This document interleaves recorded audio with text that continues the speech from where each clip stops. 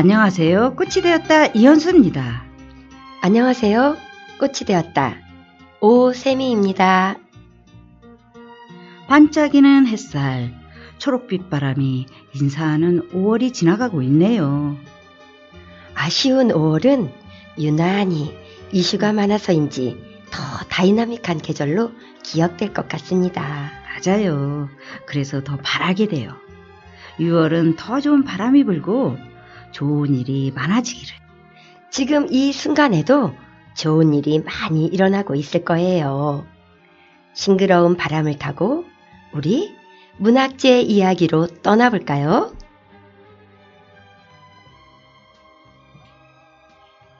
제20회 전국장애인 문학제 수상작품집 산문학 김규환. 먼저 간 친구에게. 내가 사는 인근의 중학교에서 유명 아동작가 강연회가 있어서 다녀왔다. 그분의 이력을 모르고 간 나는 휠체어를 타고 있는 강연자의 모습에 눈길이 끌렸다. 강연회가 시작되자 사회자가 그를 소개하며 장애를 극복하고 작가로서뿐만 아니라 사회적으로도 크게 성공한 사람이라고 했다. 어디서 많이 들어본 듯한 뻔한 이야기를 또 하려나 하는 생각에 나는 별로 기대하지 않았다. 그러나 강의가 진행되고 얼마 지나지 않아 나는 그분의 이야기에 점점 빠져들기 시작했다. 작품도 물론 훌륭했지만 사회적인 활동과 넉넉한 나눔의 인품, 자신있고 당당한 마인드와 철저한 자기관리 등은 예사 사람들의 인생관과는 다르게 다가왔다. 아들 사진을 보여주며 흐느적거리는 자기 다리를 쓰다듬으며 아들의 탄탄한 허벅지를 대견스러워하던 그 모습에서 나는 눈물이 쏟아졌다. 어쩜 내 처지와 너무도 닮은 듯해서 나의 마음속에 단단히 응어리져 있던 눈물샘이 터진 것이다. 동면상련이란 이런 것이구나 하는 감동이 밀려왔다.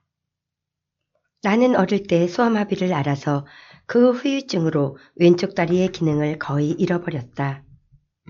몸의 균형이 맞지 않을 뿐더러 걸을 때마다 춤을 추듯이 온몸이 흔들린다. 다리라기보다는 몸에 달린 기다란 혹처럼 보인다. 언제 어디서 어떻게 주저앉고 넘어질지 몰라 조마조마하다.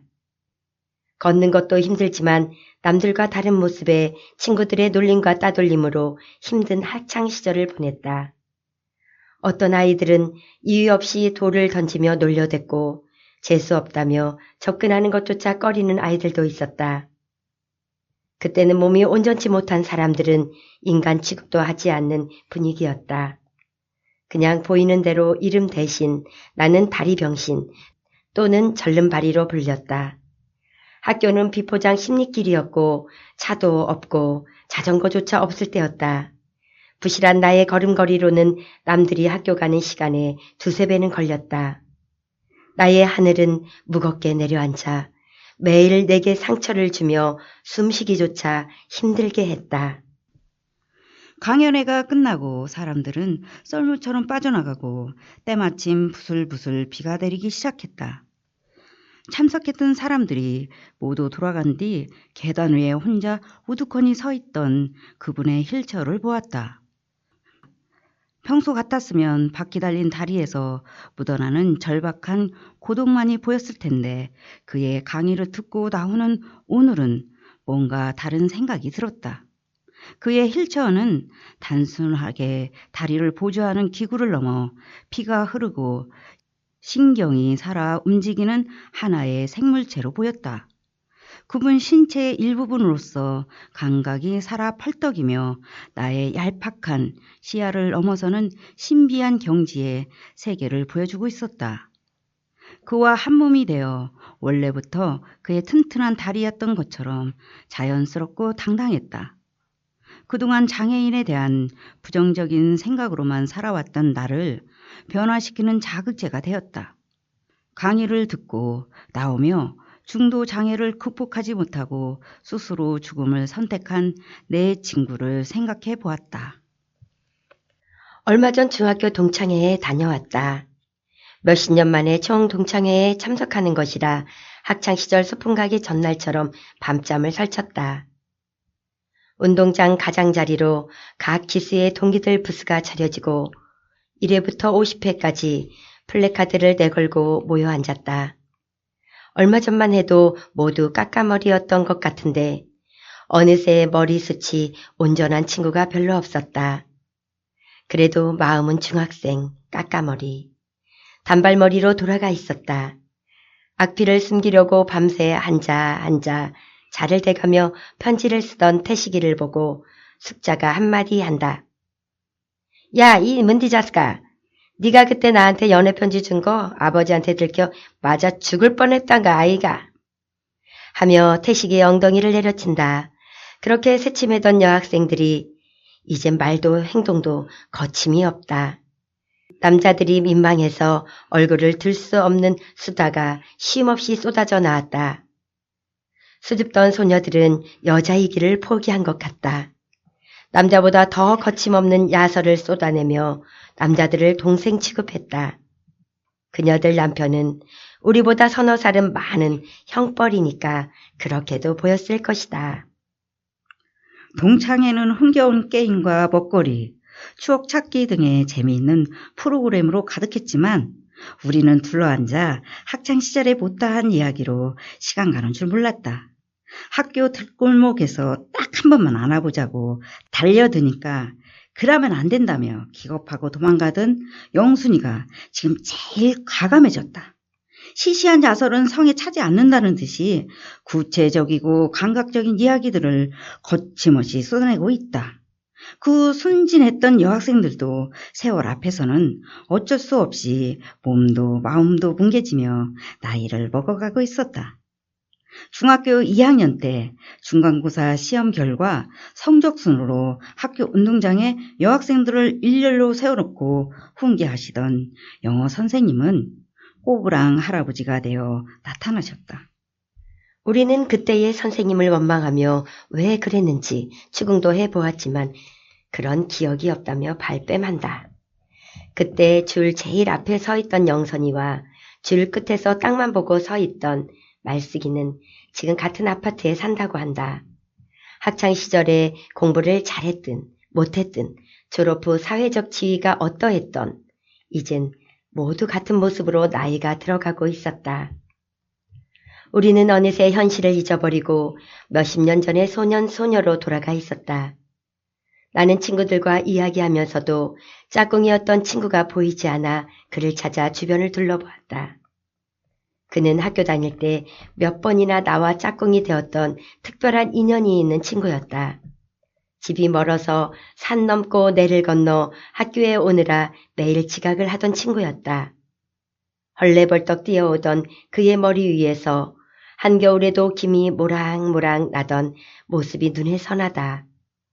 그를 찾아 한참 둘러보니 운동장 구석 벤치에 혼자 앉아 있었다. 반가운 마음에 달려가 얼싸안고 얼굴을 비비며 악수하려고 손을 내밀었다. 반응이 없었다. 그 친구는 손을 내밀지 않았다. 혹시 나를 알아보지 못하는가 아니면 내가 뭔 실수를 했나 싶어 그를 살펴보다가 나는 깜짝 놀랐다.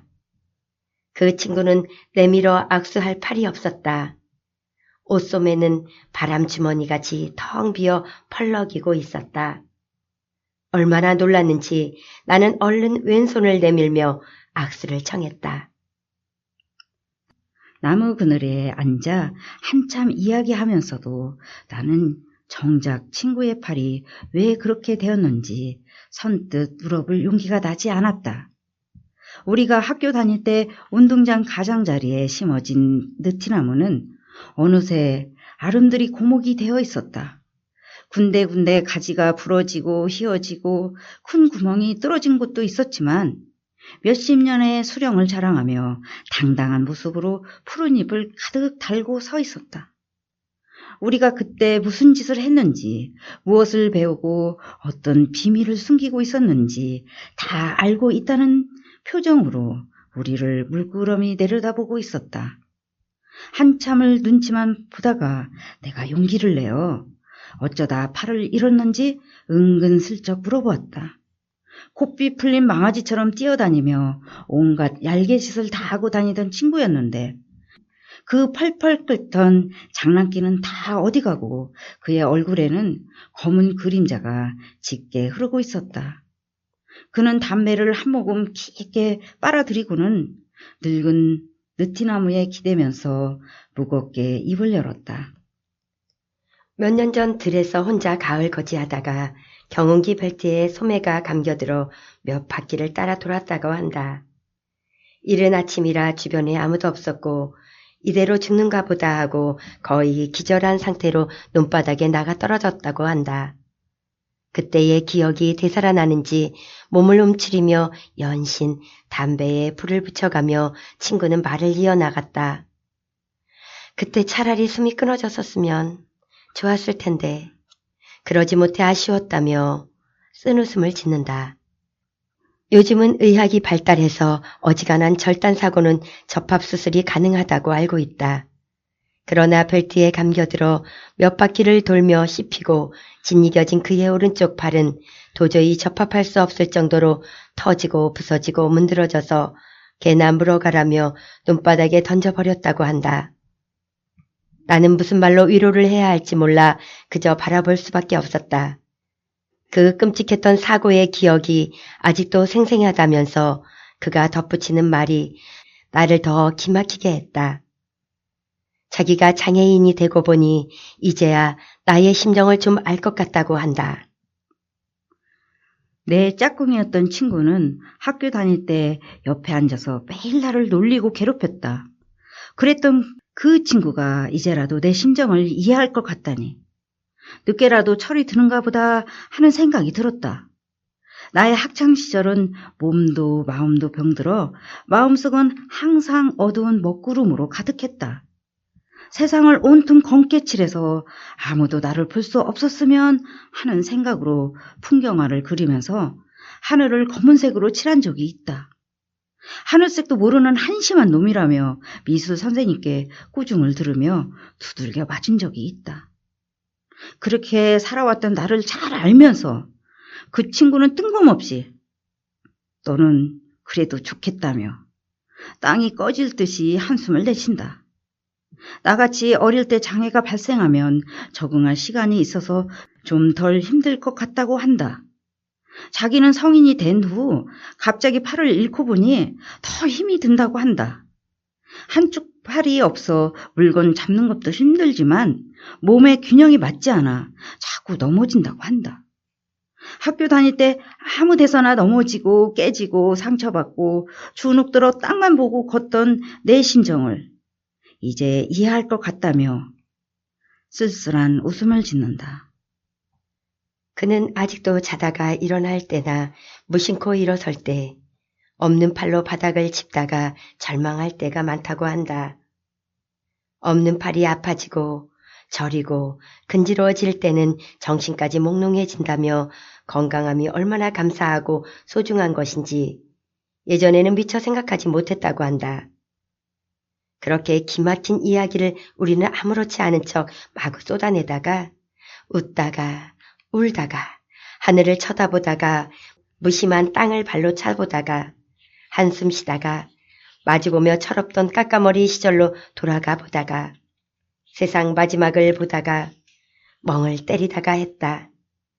그와 나는 눈물 콧물 범벅으로 한참을 그렇게 마주보며 아무에게도 하지 못한 가슴 아픈 이야기를 쏟아냈다. 그 친구와 한참 동안 이야기를 하며 그동안 장애의 아픔에 대해 누구에게도 말하지 못했던 마음속의 응어리를 풀어내고 나니 마음이 조금 후련해지는 느낌이 들었다. 행사를 마치고 우리는 악수를 대신하여 서로의 아픈 가슴으로 포옹했다. 돌아서던 그의 어깨는 자꾸 흘러내려 땅속으로 꺼져가고 다시는 볼 수 없을 것 같은 고독이 빈 팔을 안고 펄럭이고 있었다. 가까운 시간에 둘이 한번 만나자며 우리는 서로의 번호를 주고받았다. 밤새 소주잔을 기울이며 오늘 못다한 이야기를 풀어보자고 약속했다. 그는 병들어 비틀어진 내 다리를 어루만지며 이제야 이해하겠다는 눈빛으로 긴 한숨을 내쉬었다. 나는 없는 그의 팔을 쓰다듬으며 세상에 없는 위로의 단어를 찾아보았다. 돌아서던 그의 모습이 너무 아려와 나는 한참 동안 그 자리를 뜰 수 없었다. 그렇게 서로의 마음을 나누며 우리는 헤어졌다. 그렇게 헤어지면 안 됐는데 그땐 몰랐다. 다음 해에 그는 결국 중도 장애의 무게를 이기지 못하고 목숨을 버리고 말았다. 그 소식을 들으며 장애인으로 살아왔던 서러움이 한꺼번에 밀려오면서 내 기막혔던 삶이 주마등처럼 스쳐갔다. 길을 가다가 많은 사람 앞에서 넘어질 때 창피해야 하지 말고 그냥 일어나면 되고, 꼭 하고 싶은 일이 문턱에 걸려 자꾸 넘어질 때도 절망하지 말고 될 때까지 도전해보고, 장애인이라는 이유로 사랑하는 정혼자의 가족으로부터 거절당해 사랑이 깨질 때도 찢어지는 가슴 따위에 연연하지 말고 미련 없이 보내버리면 되고, 하늘 아래 기댈 곳 없고 먹고 살려고 간절하게 발버둥 칠 때마다 벼랑으로 밀어버리는 현실에서는 어떻게 대처해야 하는지 등 내 나름대로 장애인의 삶에 대해 깨우친 것들을 말해주지 못했다. 그날의 만남이 그와의 마지막이 될 줄은 미처 몰랐다. 어쩜 그날 한쪽 팔을 펄럭이며 돌아서던 그의 어깨에서 세상 끝에나 있을 법한 고독을 읽었던 것 같기도 하다. 지금도 넌 좋겠다는 그의 말이 끈적이며 귓전을 맴돌고 있다. 나는 그동안 장애인으로 살아오면서 삶이 너무 기막혀 이타적이질 못했다. 누구를 이해하고 배려하는 마음에 여유가 없었다. 장애의 아픔에 매몰되어 부정적이고 절망적인 생각에 나의 가슴은 항상 어두운 밤길이었다. 그런데 오늘 학교에서 휠체어를 타고 오신 그분의 강의를 듣고 나서 내 생각도 조금은 변화가 온 것 같다. 장애란 몸은 건강하게 돌아갈 수 없을지라도 마음만은 생각하기 나름이라고. 억울하고 원통하고 하필이면 내가 왜 하는 생각에 받아들이고 싶지 않고 인정하기 싫지만 그래도 살려면 어쩌겠는가. 그렇게 주어진 자신의 삶을 물건 버리듯 내다 버릴 수도 없으니 함께 가야 하지 않겠는가. 그러다 보면 또 사라지는 것이라고. 인생에 정답이 없듯이 장애란 남들과는 좀 다르지만 분명 그 나름의 가치와 의미가 있을 것이라고 나만의 인생 철학을 만들어 본다. 이젠 전달할 방법도 없지만 중도장애를 입어 그 무게를 이기지 못하고 먼저 간 친구에게 오늘 깨우친 이 교훈을 말해주고 싶다. 장애인도 인격을 가진 사람으로서 이 사회의 쓰임새와 가치가 있을 것이라고. 마음먹기에 따라 오히려 더 깊이 있는 삶을 살아보는 기회가 될 수도 있다고. 남들이 보지 못하는, 생각하지 못하는 인생의 귀한 이면을 볼 수도 있으며 세상의 어떤 방식으로든 순기능을 하며 살 수도 있을 것이라고. 오늘따라 너는 좋겠다던 그의 말이 귓전에 끈적이며 나를 잠 못 들게 한다. 자정을 훨씬 넘긴 시간이지만 어디든 가서 없는 그의 손을 부여잡고 깡소지라도 한 병 마시고 와야 잠을 잘 수 있겠다. 술이 술을 마시고 술이 나를 삼켜도 이제 장애의 아픔에 빠져 눈물 삼키는 일은 하지 않을 것이라 다짐해 본다. 친구여, 늦었지만 없는 팔이 더 이상 너를 괴롭히지 않기를 바라며 오늘의 이 깨달음을 함께 나누고 싶구나. 이젠 고통 없는 그곳에서 편히 쉴 수 있기를 바란다.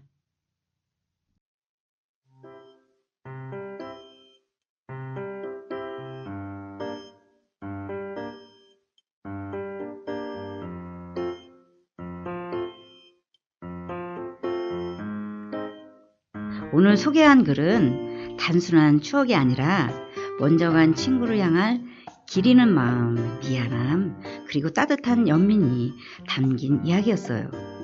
저도 장애를 안고 살았기에 이 글이 남다르게 느껴졌어요.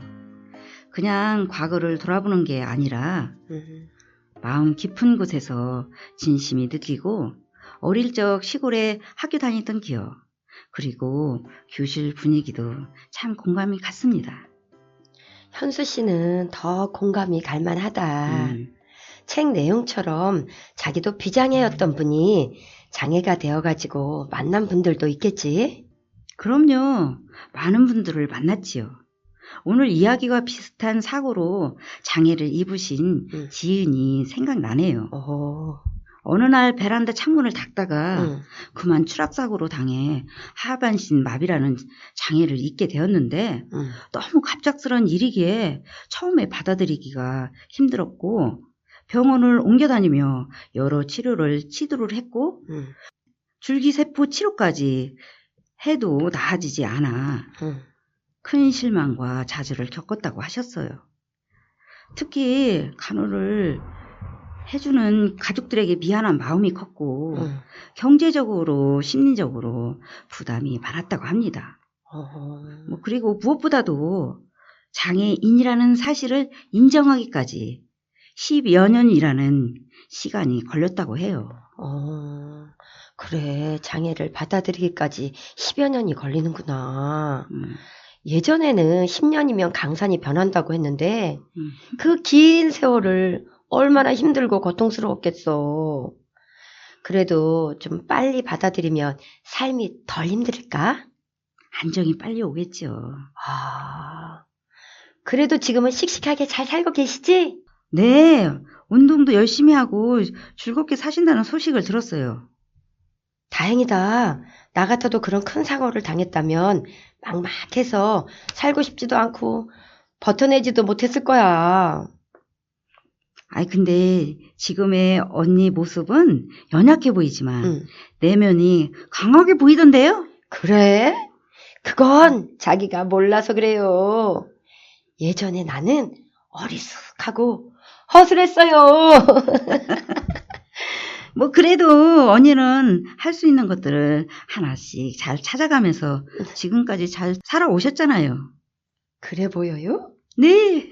하여간 잘 봐줘서 고맙습니다. 장애를 받아들이는 시간이 정말 길고 힘들다는 말 와닿네요. 오늘 이야기를 나누면서 누군가에게는 그 시간이 너무 길고 외로울 수도 있지만 그 길 위에서 서로의 이야기를 듣고 작게나마 공감할 수 있다면 누군가에겐 큰 위로가 될 거라 믿습니다. 여러분 건강할 때 건강 잘 지키시고 여왕의 계절 5월이 가고 있어요. 기회가 있을 때 에너지를 많이 받으시고 행복한 날 되세요.